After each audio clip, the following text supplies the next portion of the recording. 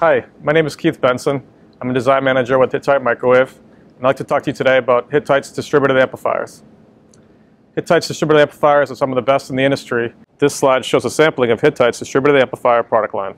These amplifiers can be used for test and measurement equipment or for wideband commercial, scientific, and military transmitter and receiver systems. They are also ideal for use as LO drivers for many of Hittite's mixer products. We offer over 40 distributed amplifier products which span the frequency range from DC to 65 gigahertz. We also offer some very unique distributed low noise amplifiers. For example, the HMC 1049 covers 0.3 to 20 gigahertz and provides an exceptionally low noise figure of only 1.7 dB down to low frequencies.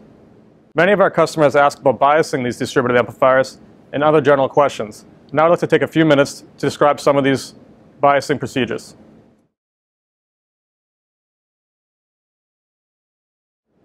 First, let's consider biasing the drain of these amplifiers. Some standard techniques won't work well for distributed amplifiers, and here's why. One of the standard techniques is to use a surface mount choke inductor. While these are relatively inexpensive, at some frequency they will self-resonate. These may work well over a portion of the band, but they won't cover the decades of bandwidth that these amplifiers are capable of. Another technique is to use a quarter wavelength transformer. The problem here is that for a DC to 20 gigahertz distributed amplifier, the quarter wavelength transformer will not be a quarter wavelength over the entire frequency range. It'll be a quarter wavelength over some bandwidth of that range. The most commonly recommended way to bias these distributed amplifiers is with a conical choke inductor. The problem here is that they are relatively expensive, big in size, and tough to assemble. Some vendors offer a surface mount option which make the assembly a bit easier.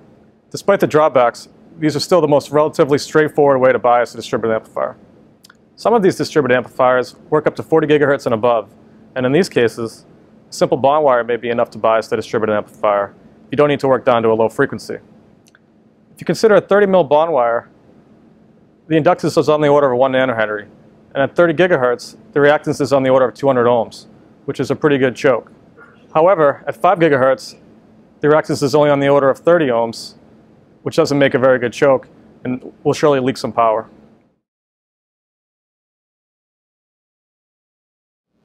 Now let's discuss biasing VG2, or the secondary gate, on the distributed amplifiers.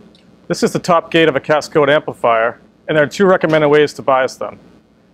First, a voltage regulator can be used. The thing to check here is that when the amplifier goes into compression and draws a few milliamps, the voltage regulator can source up to a few milliamps of current. Another option is to use a resistive divider.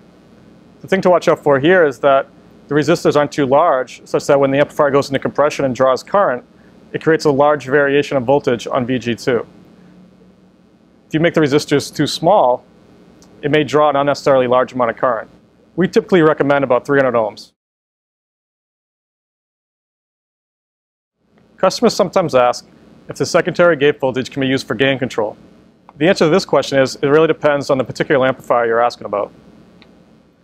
For example, the HMC 797 DC to 22 gigahertz distributed amplifier is not a good candidate for gain control because it's a high power distributed amplifier. By adjusting the VG2 voltage in either direction too much, it creates a big impact thermally. The second aspect is by bringing the VG2 voltage too low, it creates a large gate to drain voltage on the top FET in the cascode, and then you have to worry about the breakdown voltage of that FET. Remember that to achieve gain control, you're essentially bringing the bottom device in the cascode down to a point where it's shut off. We have also been asked how the VG2 voltage impacts the performance of the amplifier. The answer here is that it really depends on the particular amplifier in question. In general, the impact is small. Now let's talk about bypass capacitors. These capacitors are used to stabilize the supply voltage to the amplifier. They are also used to terminate the RF signal from the amplifier itself, which left unterminated could turn into oscillations. Customers sometimes ask if they can remove any of these capacitors. The answer to this question is it's very difficult to predict how noisy a customer's board is going to be or the operating environment they're in. To ensure that the customers don't have any problems, Hittite always recommends a standard application circuit that you can find on the datasheet. Having said that, it may be possible to eliminate the higher value capacitors if the source is known to be clean. In general, better isolation means that you'll be less likely to experience oscillation problems with the amplifier. Now let's turn our attention to AC ground capacitors. AC ground capacitors are needed to provide a low impedance to ground for RF signals. Our datasheets always feature an application circuit which specifies several AC ground capacitors. These capacitors, as we can see from the HMC 797 datasheet, typically range in value from 4.7 microfarad to 0.01 microfarad to 100 picofarad. This chart illustrates the magnitude of reactance for 4 different capacitors. Hittite's distributed amplifier datasheets typically recommends the 4.7 microfarad capacitor, a 0.01 microfarad capacitor, and a 100 picofarad capacitor, in addition to whatever capacitor is on the MMIC itself. As you can see from this chart, the 4.7 microfarad capacitor is a low impedance from roughly 30 kilohertz to 100 megahertz.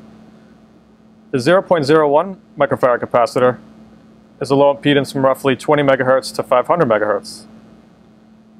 The 100 picofarad capacitor is roughly a low impedance from 500 megahertz to 4 gigahertz.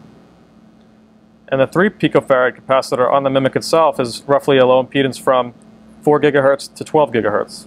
So to create a low impedance over the whole frequency range from kilohertz to gigahertz, you'll want to use a combination of all these capacitors to provide that low impedance.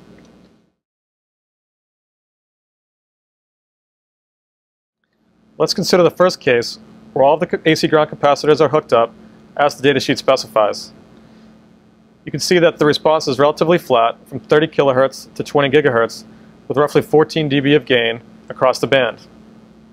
This next example shows that when removing the 4.7 microfarad capacitor, you experience an increase in gain at low frequencies. What we see here is that a memory trace of the original capacitor configuration and the new trace with the 4.7 microfarad capacitor removed shows the increase in gain. This next example shows the 4.7 microfarad capacitor and the 0.01 microfarad capacitor removed. You can see the original gain trace here, and the new gain trace is much higher in gain and higher in frequency. You can also see there's some ripple to the gain response with some undershoot to the gain compared to the original response. You can also see that the return losses have decreased in value as well. Here in this example, we have the 4.7 microfarad, the 0.01 microfarad, and the 100 picofarad all removed. And you can see the response starts to come up around 400 megahertz. You can see the slight increase in gain away from the original trace. You can also see that the return losses have increased as well.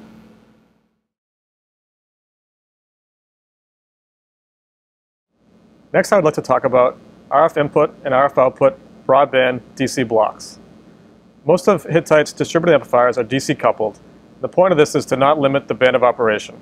We recommend using a broadband block, and there are a number of vendors that offer these. The typical frequency range of these broadband blocks could be from kilohertz to 40 gigahertz.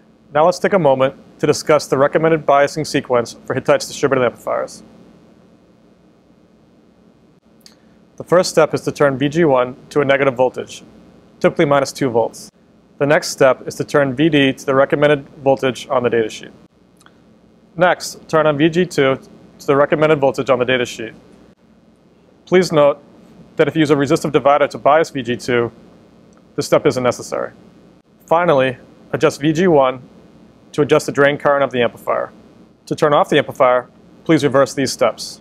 Note that for testing these amplifiers in the lab, these steps are fine. For a production module, you may consider one of Hittite's active bias controllers. These active bias controllers will adjust the gate voltage automatically to keep the drain current constant. Here is a selection of some of Hittite's distributed amplifiers. This amplifier here is the HMC 1022 and offers a quarter watt of power from DC to 48 gigahertz.